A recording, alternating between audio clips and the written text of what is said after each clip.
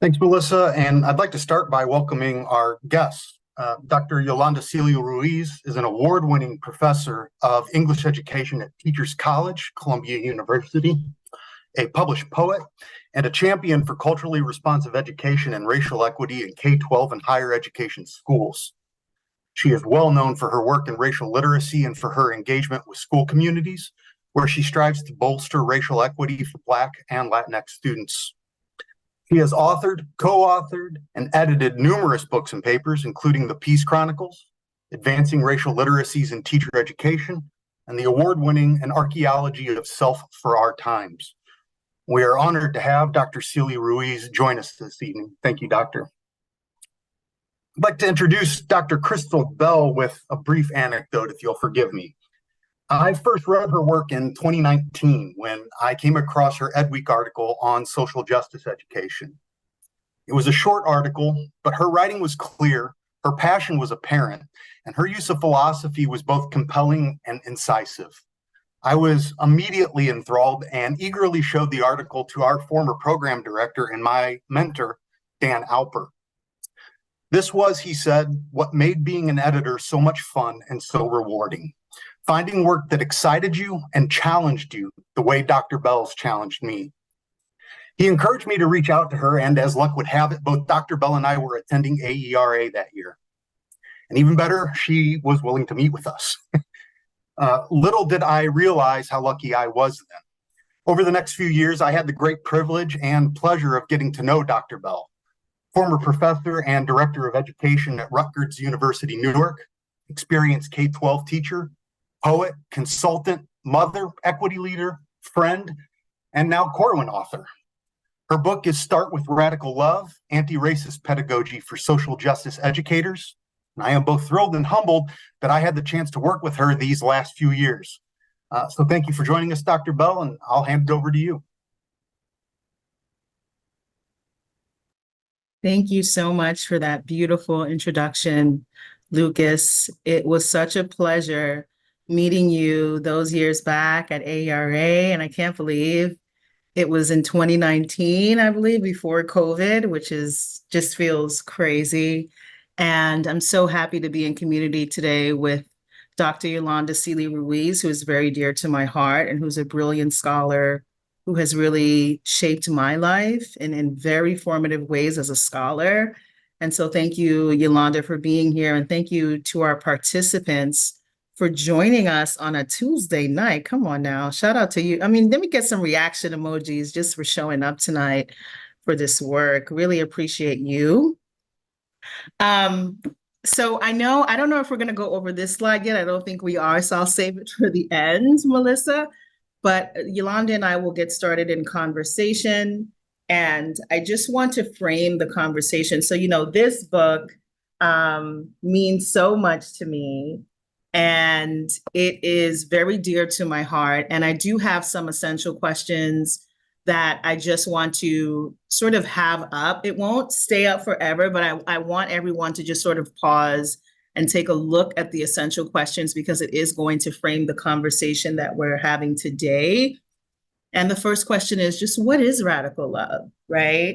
We hear the term a lot. And so we want to really discuss a working definition of what we mean by radical love. How does it look in the classroom? And then what are the connections between radical love and liberation? And so really framing the conversation with these essential questions is critical to creating a humanizing experience for everyone who's joining us tonight, and also for the discussion that Yolanda and I are going to have. If you need to take a picture or take some notes, these questions are pertinent to the discussion.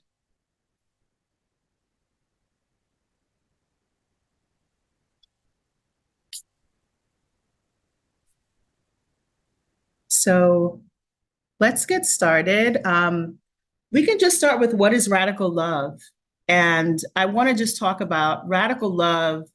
The way that I really define it in the book is to really love someone with compassion and equity. And so thinking of what that looks like, to love someone with compassion and equity, and also decentering the ego. We know that in education spaces, there is a culture of competition, and it isn't only relegated to education spaces, it's also connected to just a culture of competition in a capitalist society. And so in order to navigate a culture of competition, we have to decenter the ego. And that was really in my heart as I was writing this book, because I was going through my own personal experiences in my life as a mother and as a partner, where I really had to decenter my ego in order to love on a deeper level. And so that's how I really define radical love in the book, the decentering of the ego as a way to really lead and to learn with liberation and to make others feel free in my presence. And that's sort of connected to how this looks in the classroom specifically. When we think of classrooms and we think of the word love, right? Typically, when we think of classrooms, you hear, okay, sit down or behave or pay attention or learning objectives. But what if we started with radical love? And that's sort of why the title is Start with Radical Love, because it's really a calling in to each other. Start with radical love, start with it instead of, thinking of it later on when something happens in the classroom. But how do we start with radical love and continue with radical love in a way that it's always present, not just, when there's a holiday or when there is a festival, or right? But that radical love is how we start, how we continue, and how we end an academic year, and how we stay in community with young people and also with one another. And then thinking of how radical love is connected to liberation specifically, right? So I was thinking a lot about freedom. What does freedom look like, especially as a Black woman in a Black woman's body? This idea of authentic freedom in an educational context is something that I struggled with as student, as teacher, as professor, as leader. And so how do we create more intentional spaces of freedom that are clear and loving in nature? So that's the essential questions. And if you have any questions about these particular essential questions, you can let me know in the chat and we can come back to it. But these are the questions that are going to ground the discussion. So before Yolanda and I get into conversation, I want to start with the social justice education framework. And so a social justice education framework, and this image is taken from the book. At the center, we have social justice education, which is the idea that we are going to always remember that we want to be aligned with social justice, and equity is really the heart of that. Equity, not equality. And so social justice education work is equity work, which means that we understand that everyone needs something different in order to be successful. And so we start with radical love on our left. Radical love, as I defined it, decentering the ego and leading with compassion and equity.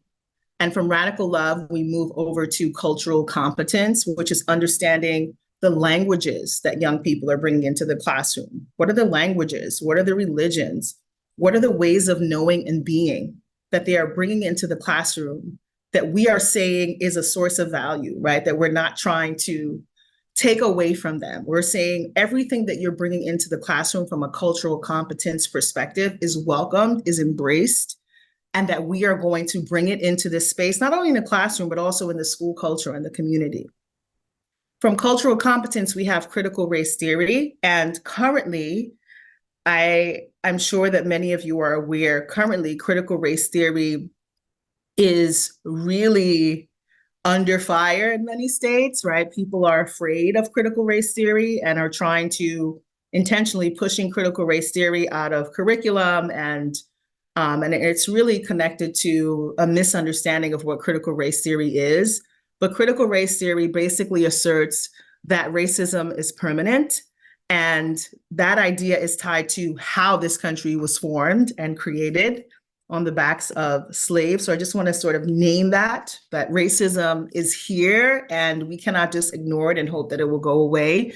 It is here. So critical race theory is acknowledging who's in the room, acknowledging your presence in the room in terms of race, class, culture, ability, sexuality.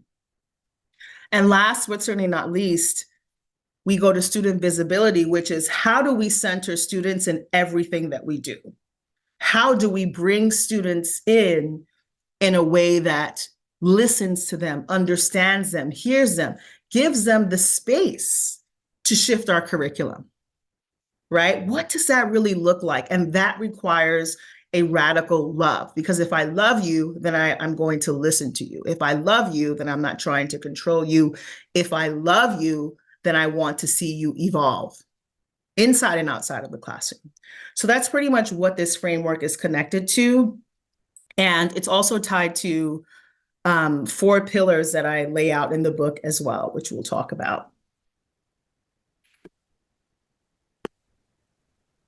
So this quote about authentic freedom, which I touched on, so authentic freedom in a social justice education context requires that your students feel safe enough to be their full selves and that they are not punished for being who they are.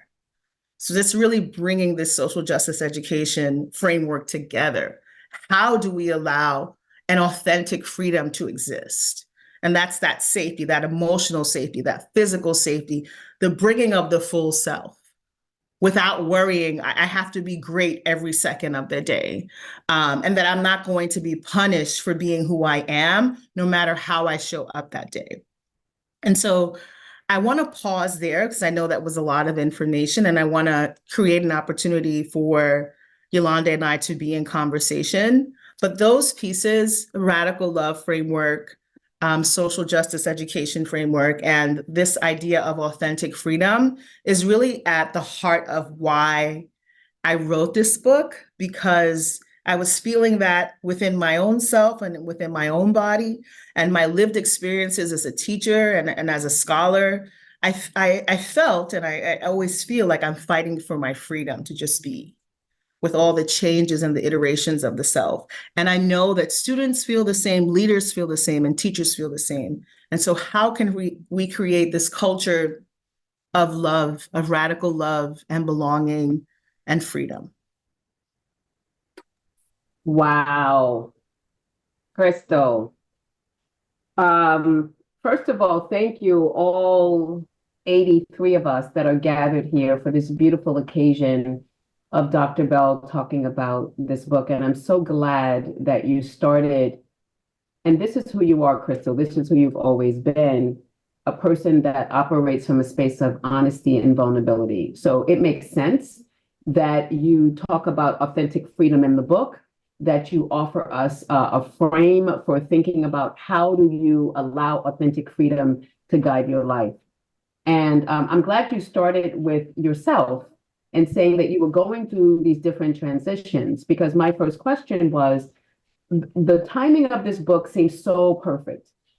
And what I mean by that is that coming outside of COVID, I feel the work that I've been doing and the work that you do, more than ever, people are a little bit more open to the idea of love.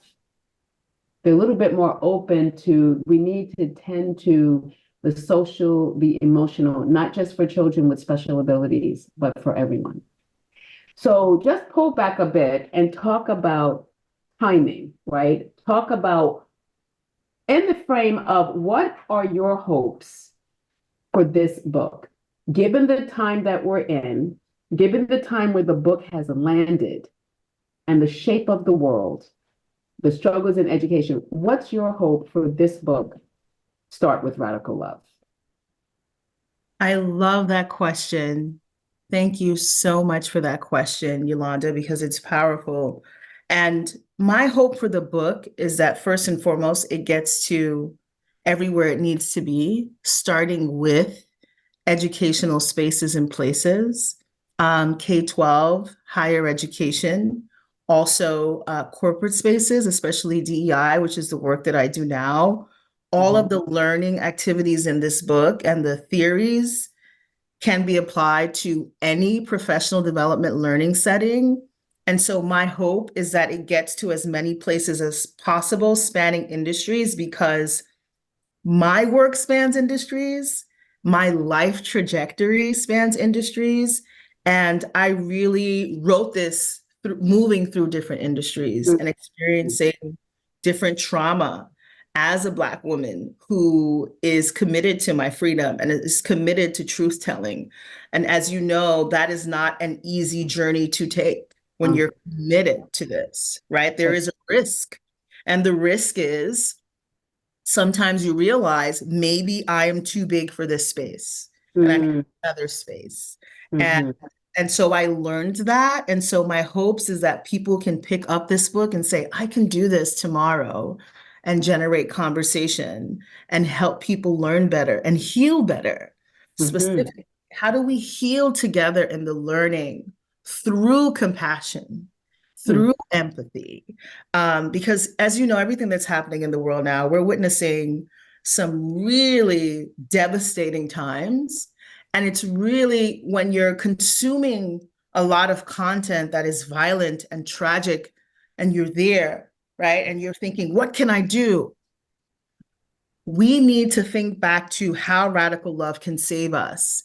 And it requires taking the risk of speaking up and speaking out and doing something. And so I agree with the timing as well. It just seems like we need to be thinking of love more on a deeper level. And it sounds cliche, but one of the things that really moved me, love is under theorized too. Right. Reason why is people think, I already know it, right? And it's I know what love, I know it. People think it's just feeling good and that's great. But love is, James Baldwin said, love is growing up. Love is a battle. Love is a war. Like, what do you? And Dr. Martin Luther King said that love without justice, which is what this book is about, by the way, Crystal, you give us you lay out how you can love. There is no one plan, but you show us through the case studies and the people how you can love. And Reverend Dr. Martin Luther King told us that love without justice is anemic. It's meaningless. So what you have beautifully done here, I want to say for me and for others who want to center love, is to show that trajectory. Like, how do you recognize the love that you need for yourself? And then how do you then turn around, and take that love and love your colleagues, teachers to teachers, because students see that. And how do you love your students? But anyway, you just activated when you said Uncle Jimmy, I'm ready to fall off my chair. And then I think about Reverend Dr. Martin Luther King and also Bell Hooks, who literally wrote the Bible on love, what it is and what it's not. Absolutely. No, absolutely. And I love Uncle Jimmy and Bell Hooks, and I'm trying to find a way to have both of us side by side. So I was trying to pin both of us, but it's not letting me pin both of us. So Corwin, I'm going to remove the pin. If there's a way to show Dr. Sealy-Ruiz and I in conversation, that would be awesome. But I see that there's a view change too, so you can change it to that as well. Well, I have two questions before we jump into the book. Listen, I'm watching the time. Crystal, I want to be with you for hours because I just want to say this. And yes, when you come to these types of webinars, it is the intent that you would look into the book and you buy it. And we absolutely hope that you do. But what I want to say, having read it and had a chance to endorse it, it's really not an optional buy at this point. If we really are serious about changing our world in general, and certainly education, we need guidance, and love has to be the center.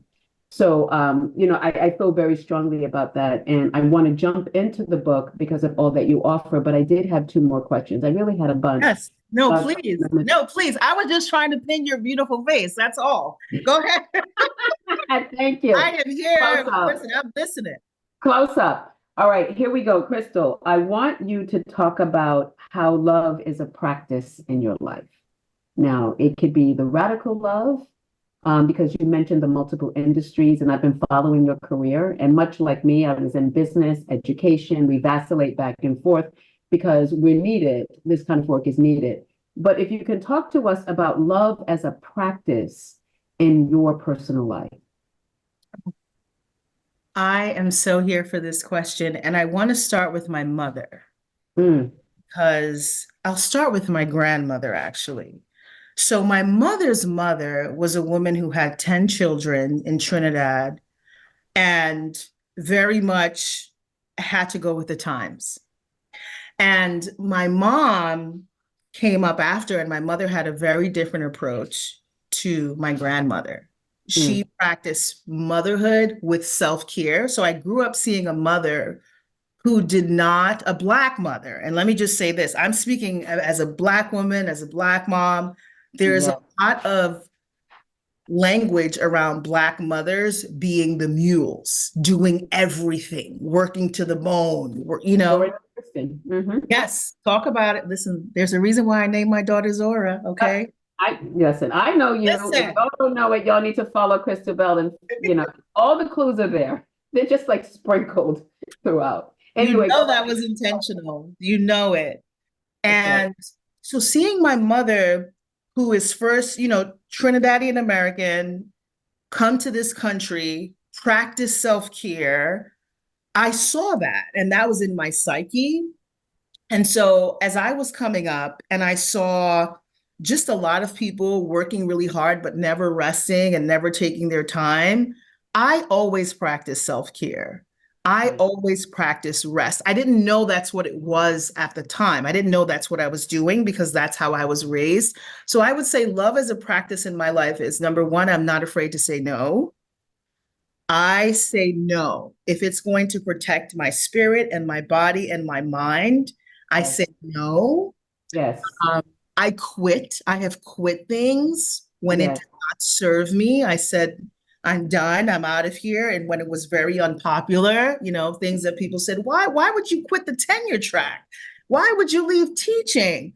Why? Right. And so that practice it's because I loved myself.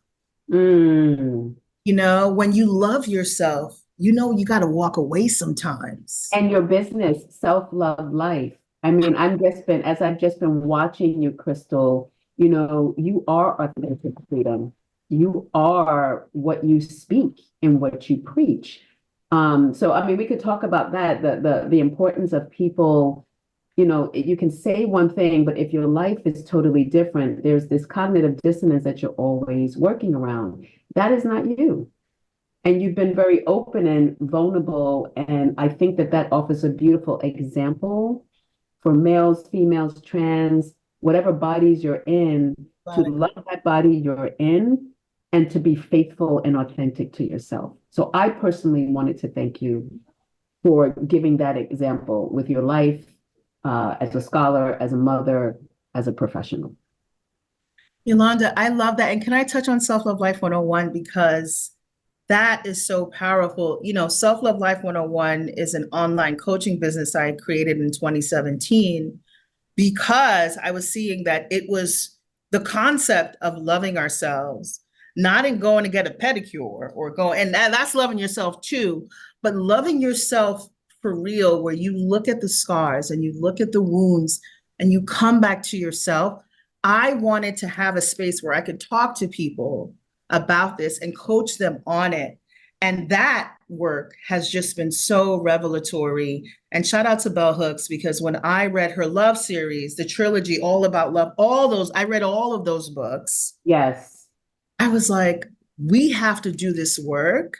And I was specifically committed to doing the work with Black women. And I've worked with other Indigenous folks and Latinx folks, but I was really like, we need to have this for one another. And so having that business has also allowed me to see love as an intentional practice and as a daily practice in order to get that freedom that we desire. Thank you. One more question before we actually get into the book. Yes. And there's a lot there. So I'm just saying to y'all tonight, we could never really cover everything that's there.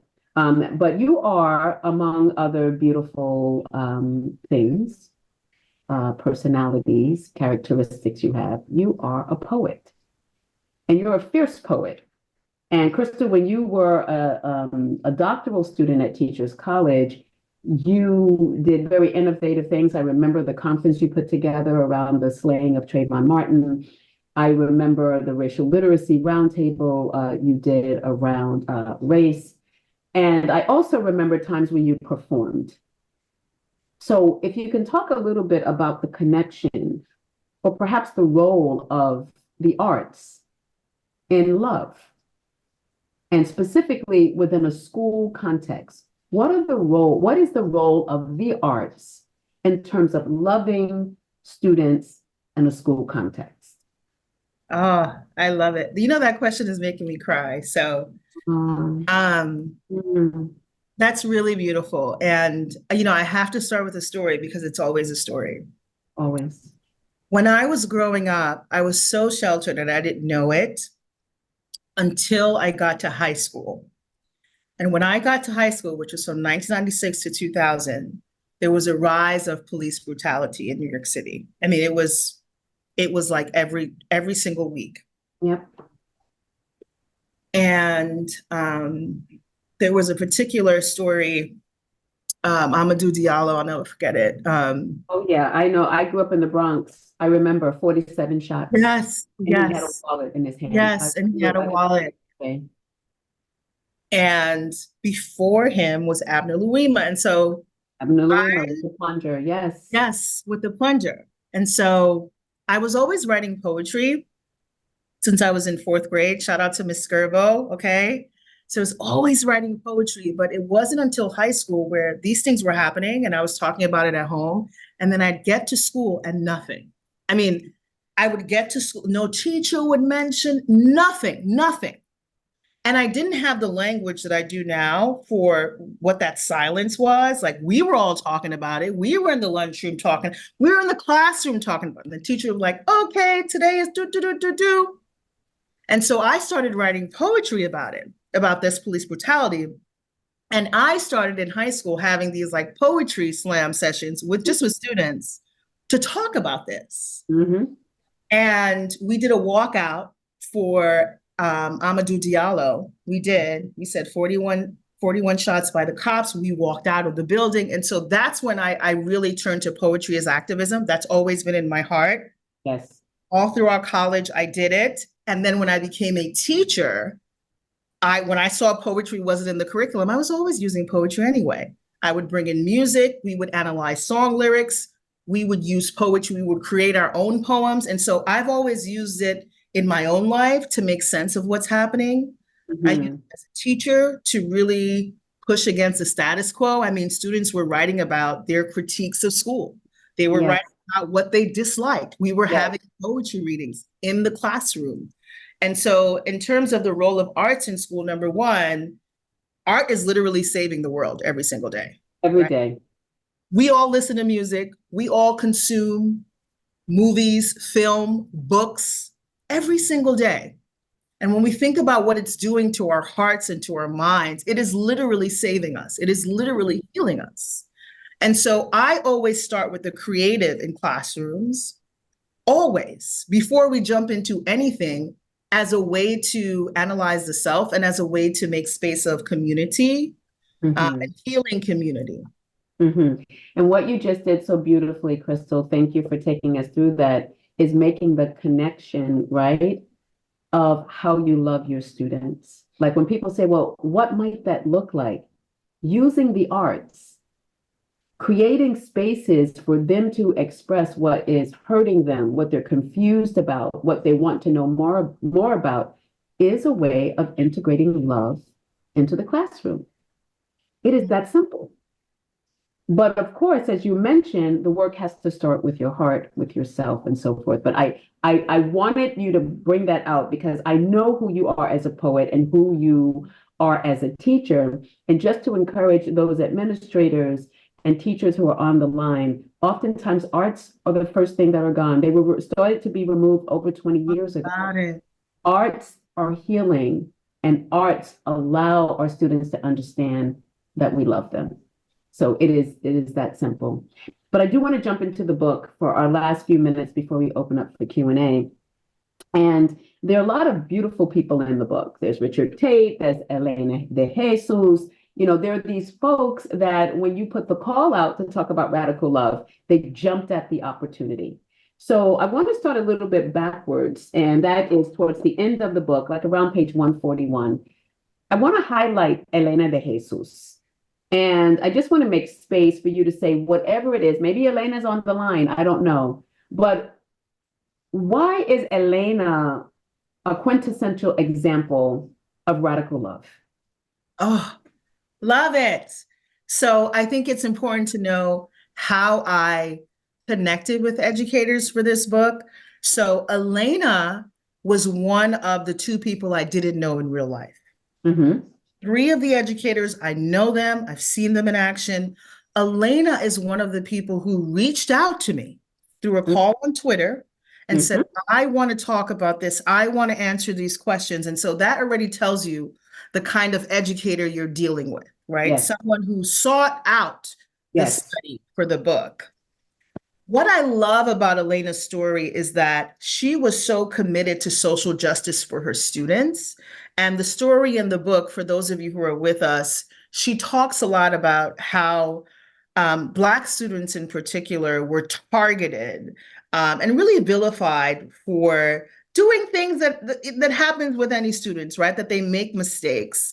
And I think, I talk a lot about the school to prison pipeline in this book as well, but she basically talks about how these tiny infractions that students can make, right? Whether it's, okay, you didn't hand your book back, or you took somebody's book, or you pushed someone, whatever it is, how that would be held against them. And she would advocate for them in meetings, like, we're not doing that. You're not doing this, right? You're not going to bring that student in for interrogation, like this is a police station. And just reading her words blew me away, because I had so many similar experiences as a teacher. And I'll share a really vulnerable story that's connected to Elena. I had a student, and this was a student who was struggling. I'll never forget him. And one day I saw this student in my bag. Okay. And it was a really tense moment, because this is what I mean. We can't talk about social justice in theory. What do we do in action? And so in that moment, I saw him. I said, stay right here. Close the door. Close it, right? I said, what you doing? What you need? He was so shocked, right? What do you need? Yes. What do you need? Yes. Yes. Right? And he was just like, are you going to tell the principal? And I said, no, I want to know what you need. I want to know why. And it was a tough conversation. It was him and I said, we're going to keep this right here. And when I tell you that humanizing, because he was more than being in my bag at that moment, right? And after that, we had such a solid relationship. Of course. I wasn't afraid of this student. But imagine if I reacted in a different way, right? If I vilified the student, if I criminalized him, right? The typical reaction, Crystal, you're talking about the typical reaction, which is why you wrote the book. We have to divorce ourselves, interrupt ourselves from those typical reactions, from those sanctioned reactions, from those reactions that are in compliance.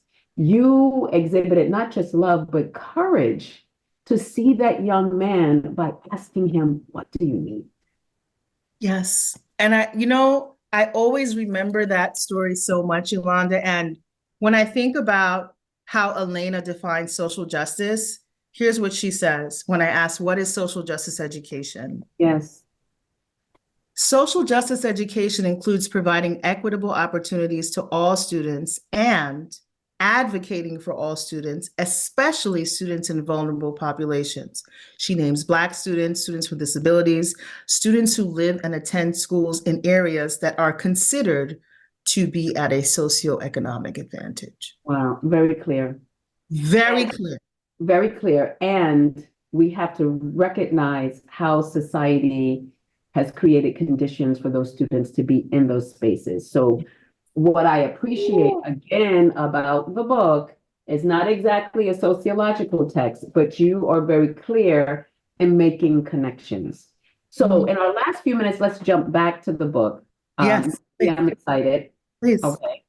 And you offer this beautiful social justice education framework. Thank you for taking us through that. And you also, in chapter 1, some of the key points is to talk about the social justice education pillars.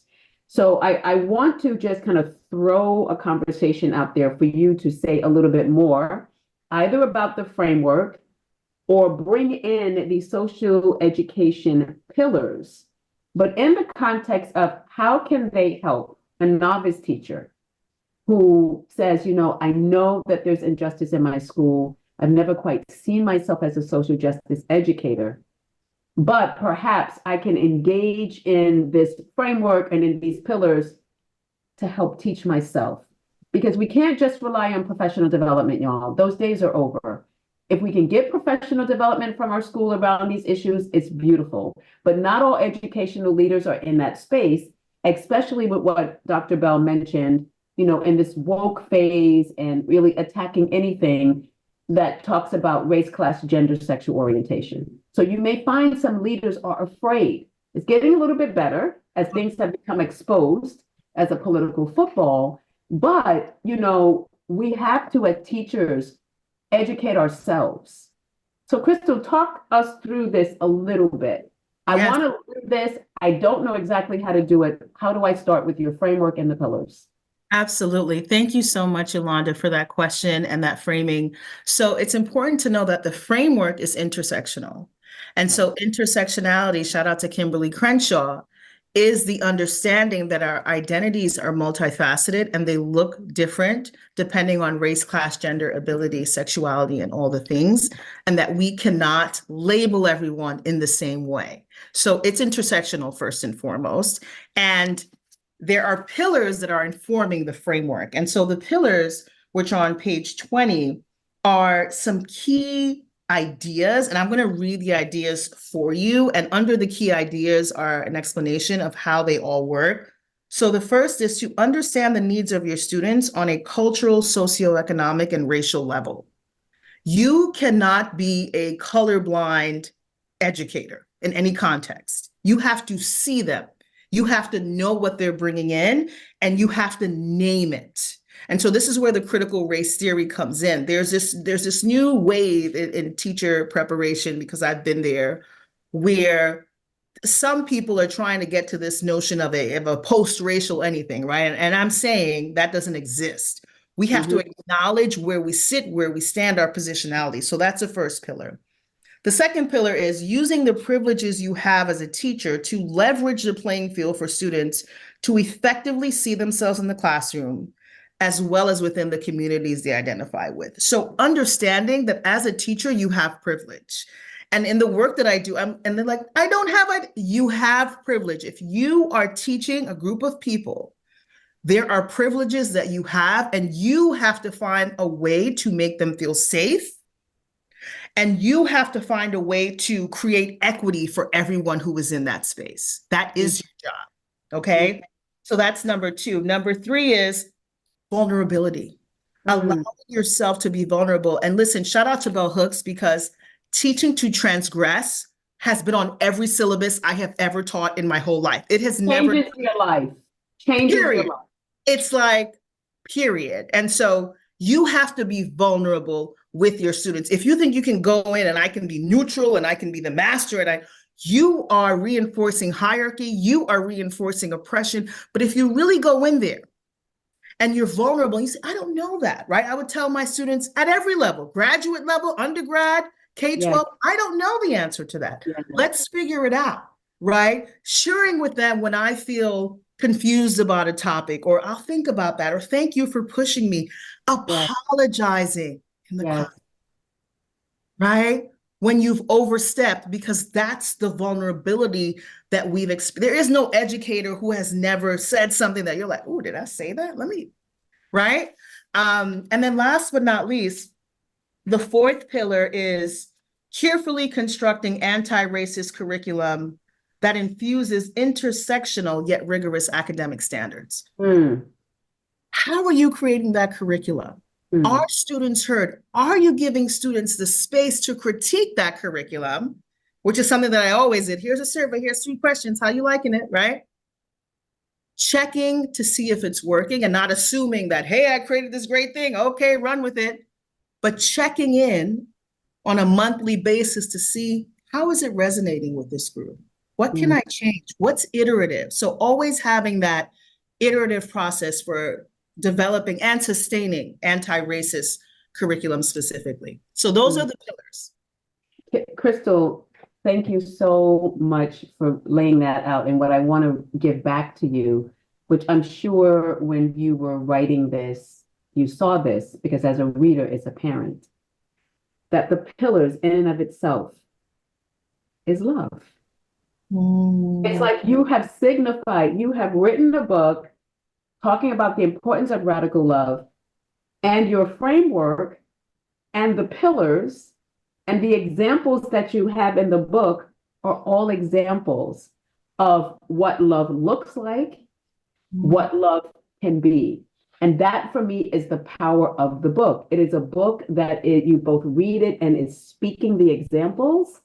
It's giving guidance all at the same time, and yet leaving space, as you said, intersectionally, for me, the teacher, to come to it. Okay, here's an example of how Elena did it. This is how Richard did it. This is what Crystal's example. So you're giving me examples where I can enter, and yet giving me space to figure this out on my own. That is the power of the book. And I want to, we're going to open up now for questions, but I wanted to also just take a moment to really thank you also for chapter 5 in particular, as someone who's a visual learner who needs to see things and to need to have examples of those social justice educators and what they think about what love is and how social justice plays out in their classroom is phenomenal. So thank you for the gift of Start with Radical Love, Anti-Racist Pedagogy for Social Justice Educators. And at this point, would really love to open it up to all of you. 86 of us hanging strong, over 300, signed up because people want to know about love. And then, of course, life gets in the way. You intend to be here, and maybe perhaps other things that you love take away from it. But those of you who were here, we thank you. The floor is yours. Crystal, thank you for the gift. It will be going on my syllabus, not this semester, I'm already teaching, but if you are teacher educator folks who are out there, you get an email from Corwin, you hear something about this, pick up the book, and seriously, I would say consider adopting it, because in all cliche meaning terms, what the world needs now is love. Oh, I'm grateful for you, Crystal. Thank you. thank you so much, Yolanda. I am grateful for you. I'm grateful for those really beautiful questions. And I do want to say, and I know we're opening up for questions, but for chapter 5, it was really a portraiture framework. Yes. And just giving a shout out to the sociologist. But Who I studied at TC and who changed my life. It's the way that I like to do research and the way that I like to do work, intimate, small, snapshot, tiny, dinner table vibes. And so it means a lot to me that you're able to see them. You're welcome. So have these questions coming in. I think our Corwin family members are going to be either asking them, or Crystal, I don't know if you're going to, if you want me to manage. I'm not quite sure. I was so excited at the beginning of the meeting, I didn't pay attention. But from 7:15 until 7:30, it's all about all of you. So please have those questions come in. And we do have some questions. There was one question that came up I wanted to bring back up. It came up while you were talking about practicing love. And Crystal, you mentioned that one of the ways that you do that is to say no. So we had a question: how do you say no at a school where their motto is "we lead with yes"? And the idea of saying no is not part of the culture.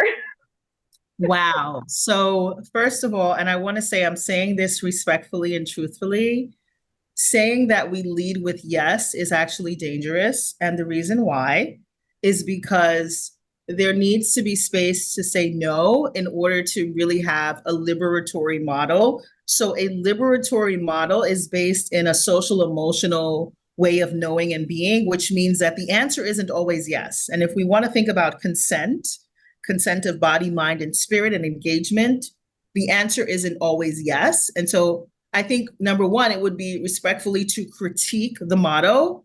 Where does this motto come from? And where is there room for me to push back? genuinely asking that question to leadership in a way that's coming from a space of, hey, I feel uncomfortable, right, with saying yes to everything.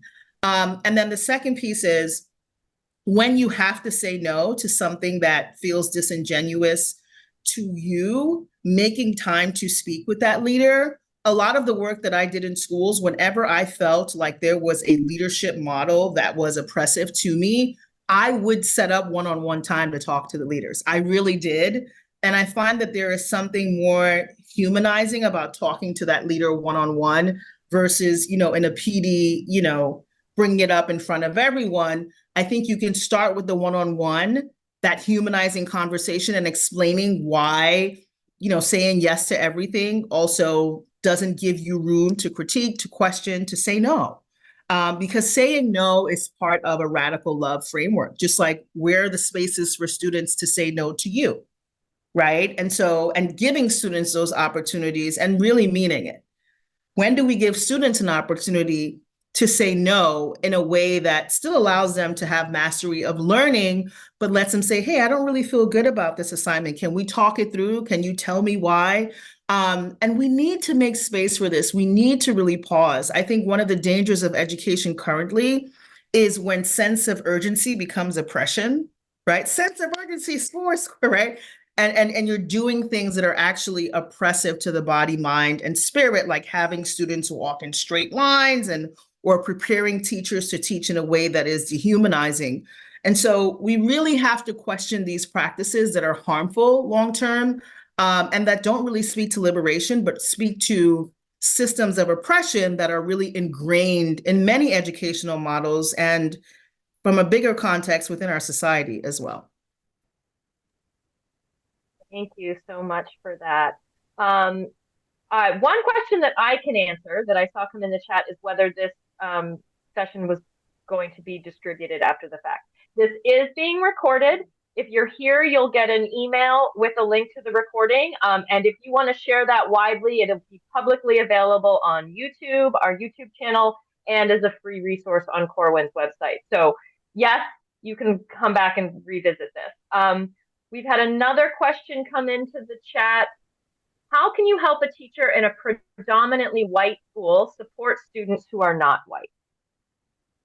I love this question. And I do want to say radical love is for everyone. Social justice is for everyone. Anti-racist curriculum is for everyone. So I want to start there. There is an assumption that this work is only for Black folks or people of color. And I do want to say that that is a misconception. We all should know what critical race theory is, for example. We all should know what social justice education is. And you can truly take this book and follow the model in this book to elevate your classroom, whether you work in a private independent school or a public school or a predominantly Black school or a predominantly brown school or a predominantly white school, right? And I actually address this in the book where I talk about the polarizing elements of education that talk about urban schools in silo and talk about private schools in silo and talk, and it's what is happening in these schools universally that we need to touch on that can bring us together. When I was in high school and I went to an urban high school, a large urban high school in New York City, I remember one of the programs we had was we would go visit this private independent school upstate. And this was something that was started by a white teacher in my school. And I didn't understand it at the time, and we would just go there and have Socratic seminars and teach and learn with one another. Students, we were doing this as high school students. And I think about that kind of exchange program and I say to myself, that doesn't even happen anymore. I've never even heard of that happening, right? But it's really building bridges to know that we have to understand more about one another across race, class, culture, ability, sexuality. That's all of our responsibility. We all have a responsibility to be anti-racist with the understanding that race is a power structure. I'm just going to say that, right? So if you are cisgendered and white and male, right, you have an even bigger responsibility to do this work, right? Let me just call a thing a thing. If you are Indigenous, right? you need to have the space to share those indigenous stories. You need to be given the space. And who needs to give us that space, right? People in positions of power who can effectively silence these stories. And so we all have privileges. We all have powers based on the communities that we're a part of. And this work is for all of us. Anti-racist work is for all of us. And until we see it that way, we will continue to see these very polarizing issues and genocides in our society, where people are literally dying because we feel like that's not my problem, I'm over here. It's a humanity problem.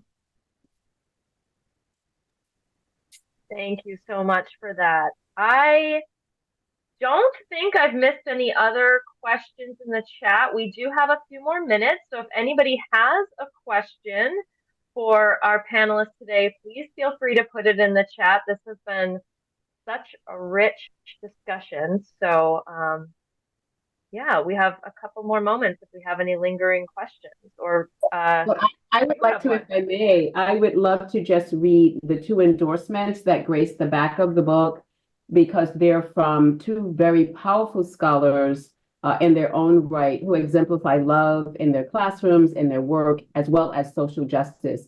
And so the first quote says, the book, Start with Radical Love, a clear, thoughtful roadmap to radical love. I found myself becoming more curious and reflective with each turn of the page. I am grateful Dr. Belle wrote this book to move us from the dialogue of social justice and radical love to action. That's Dr. Bettina Love, best-selling author and William F. Russell Professor at Teachers College, Columbia University. The second endorsement, with pen and notepad by my side, I devoured this masterful work. Crystal Belle is offering us food for thought, challenge to fight, and a pathway forward. Truly a beautiful work. And that is Dr. Chris Emden, author and Professor Maxine Green Chair at Teachers College, Columbia University. So those level of endorsements, I think, speak volume. And if you've read the work of Dr. Love, you've read the work of Dr. Emden, and you'll now read the work of Dr. Belle, those are pathways for us to start with radical love in our classrooms. Thank you for allowing me to share that. I love you. Thank Thank you you. for sharing that, Yolanda. I love you deeply. And we did get a couple more questions in the chat that we still have some time for. So first, do you have any suggestions for poems for teachers to share in class? Absolutely, I do. And I can share some of what I did. So I do want to say two poets that I always use in my classroom, Gwendolyn Brooks, especially We Real Cool. And then there's a great connection to Bell Hooks's book, We Real Cool, which I would use with 8th graders, by the way, okay? And then I would also use Nikki Giovanni, specifically. There's a beautiful poem that she has where she talks about growing up. And she says, I never knew something was wrong with my community until somebody else said there was something wrong. And I would share this poem with a lot of urban students who felt there was something bad about their community. And so when we would celebrate it, right? Let's celebrate your community. And we would write a Where I'm From poem. And many of you familiar with hip hop ed know this work. It's a Where I'm From poem, and Urban Word used to really create this sort of curriculum where they would use these Where I'm From poems, and I would use it with my students. We would actually use, so I also used hip hop as a form of verse and poetry. So we would use Jay-Z's Where I'm From, which if you've never read the lyrics, mind blowing. So we'd print it out. They would annotate and read the Where I'm From lyrics by Jay-Z. Then we would listen to the song. So they would, and so I always say that if you're going to use music, let them annotate the lyrics first and then have them listen, because the connection that happens after, and they're like, oh man, when they can hear it, but they've already, made their thematic notes and everything, is powerful. And then students would create their own Where I'm From poems, which is just wonderful. And I would take those poems that my 9th graders wrote every single year. This is how we started off every September, these Where I'm From poems. But they would read Gwendolyn Brooks, they would read Nikki Giovanni, we would read just a portion of Bell Hooks' All About Love to put love in a theoretical context, right? That this is right. So you're also looking at the theory of love, and you're thinking about love as a theory and also as a practice. And then they would create their Where I'm From poems, which I would use as curriculum for the next students. So I would say, here are poems by last year's ninth graders, right? And they know them, right? They're like, you know, and let me tell you, when students are reading poems from kids they know, you will have engagement from everybody. It doesn't matter where you teach. So that's some of the poetry that I could go on and on about poetry, okay? But that's some of the ways poetry and music, and presenting music and song lyrics as also a form of poetry as well. Okay, the questions are coming in fast and furious now. What do you think is the responsibility of educators in higher ed in this climate of corporatization? Ooh, yeah, thank you. I want to say it's a tough time because we have enrollment that is declining. I think we should name that since COVID. And so in higher ed, especially in teacher preparation programs, how you recruit, and I say this because I spent a lot of my time recruiting teachers.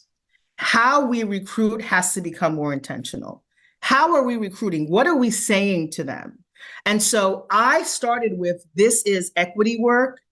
We're starting there. And if you're not interested in equity, you're not ready for this work. This is how I would recruit, okay?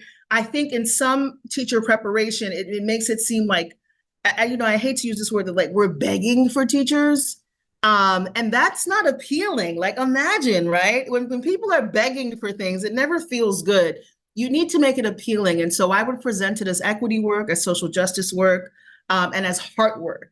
And this is how I would recruit some of the strongest teachers. They're still teaching. Many of the teachers I help prepare at Rutgers, because you're leading with a way of love and equity, and you're also naming the hard work.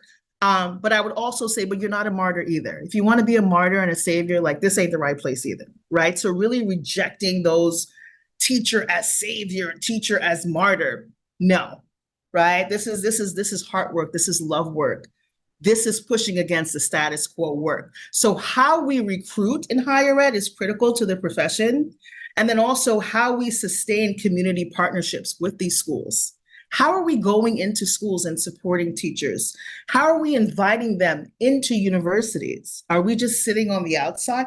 We need to invite them in. We need to invite them into conferences. We need to invite them in to do presentations so that it's really a symbiotic partnership, and it's not like the university is up there and I'm over here. Really breaking down those walls in higher ed for sure. Thank you. We are at time, though we do still have 2 questions. I don't know if you have any extra time to stay on to answer the couple remaining questions that people have put in the chat. I can answer 2 more questions. Thank you. Okay. Do you have any examples of solidarity building in a multicultural school? How teachers can do that? So I guess the question is it among teachers, or is it among teachers and students, or among leaders, or everybody? Questioner asker didn't specify, so just looking for examples of solidarity building in multicultural schools. So okay, maybe, I see the question now. Yeah. So, I think first, I always like to start with a working definition. And so, number one, naming what solidarity is. Like, what does it mean to say solidarity in a school context? What does it mean when you sign off in solidarity, which I do a lot of my messages? So really defining that for a school community, number one, when we say in solidarity, we mean that we're uplifting one another, we're listening to one another, we're helping to build bridges amongst one another so that we can create more radical love and compassion and understanding. It really requires, number one, disrupting the flow of the classroom. So there are some activities that I have in this book that tells you how to disrupt status quo classroom culture to really build the solidarity.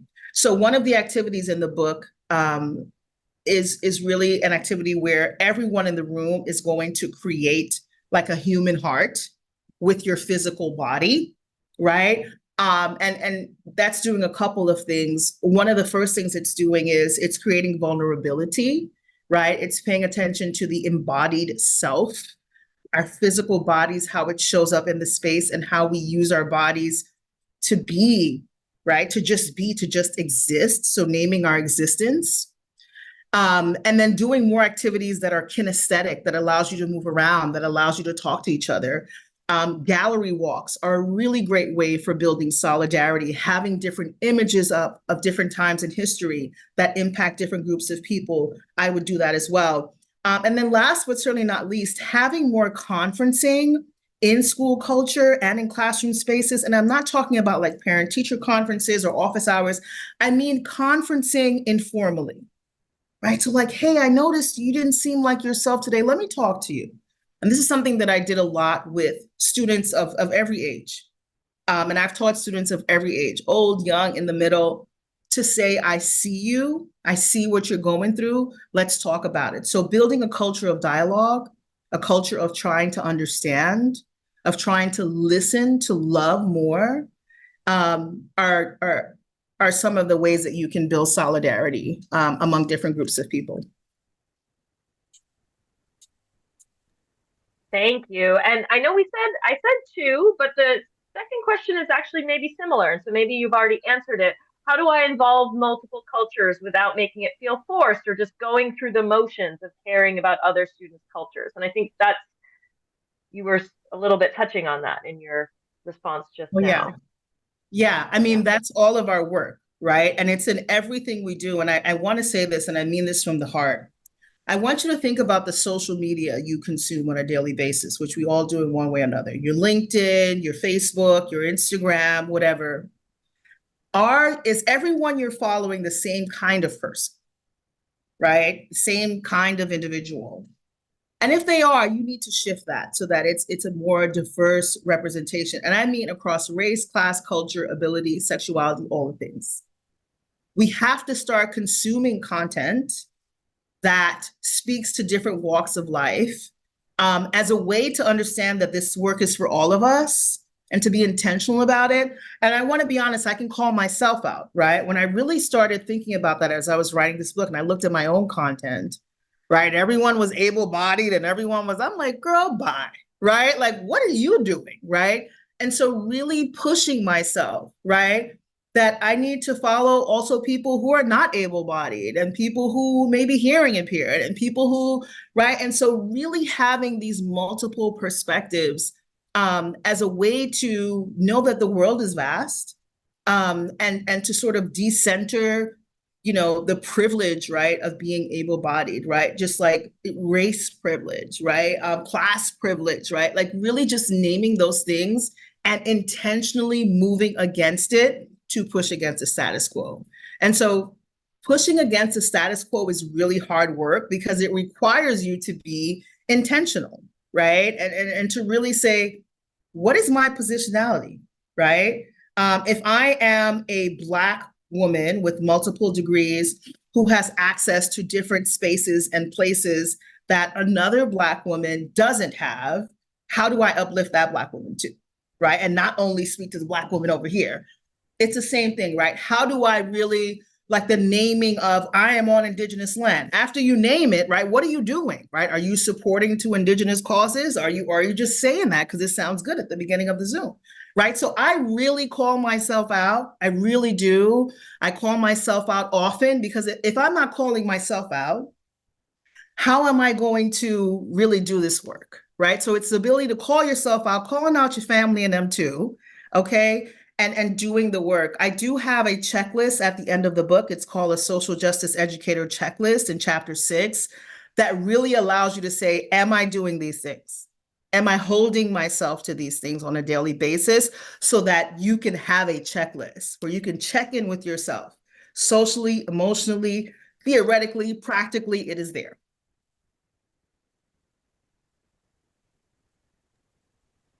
Wow. Okay. Thank you so much. Thank you to everybody who joined here today.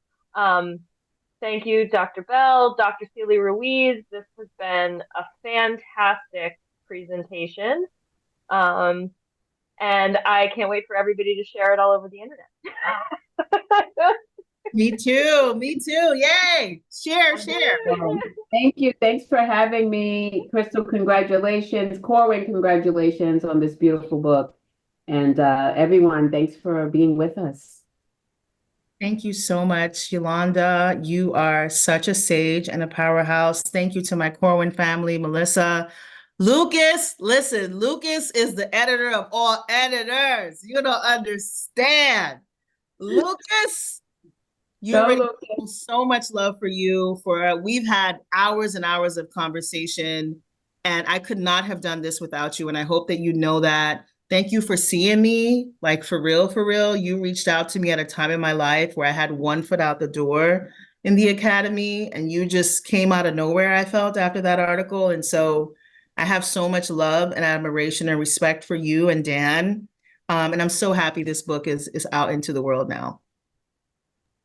Yeah, me too. I've said it before. I'll say it again. I'm really honored that I got to work with you. And as a white, cisgendered, heterosexual guy from the Midwest, for me, it was a real opening of spirit and mind to work with a Black woman and to find, man, we do have points of connection. You know, especially a guy who grew up in a very racist Midwestern environment, like for real. It was just, it's been a great honor. Thank you. Thank you, Lucas. This was great. Thank y'all for joining us. Appreciate the great questions. This was beautiful. Thank you so much. Good night, everyone. Bye. Thanks, everybody.